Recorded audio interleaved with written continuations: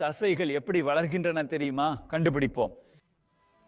தசை நார்களுக்குள் அரபுகள் மயோசின் மோட்டார்கள் ஆக்டினுக்கு எதிராக இழுவிசையை உருவாக்குகின்றன. இந்த சுருக்கமே சுருக்கத்தின் இயந்திரம்.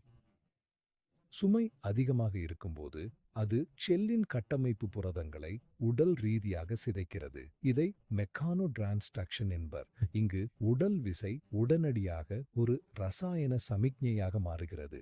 தசை விரிய விரும்புகிறது, ஆனால் அதன் தற்போதைய உட்கருக்கள் குறிப்பிட்ட அளவு சைட்டோபிளாசத்தை மட்டுமே கையாள முடியும். ஒரு பெரிய அமைப்பிற்கு அதிக கட்டளை மையங்கள் தேவை. இந்த சிக்னல் சேட்டலைட் செல்களை தூண்டும். அவை தசை நார்களுடன் இணைந்து தங்கள் உட்கருக்களை செல்களுக்கு வழங்கும். இந்த புதிய மரபணு சக்தியால் நார் புதிய புரத அலகுகளை உருவாக்குகிறது. தசை வெறும் சீரமைப்பதில்லை, அது தன்னை தகவமைத்து முன்பை விட அடர்த்தியாகவும் பெரியதாகவும் ஆகிறது. விஞ்ஞான ஸ்டோரிஸ்க்கு சப்ஸ்கிரைப் பண்ணுங்க.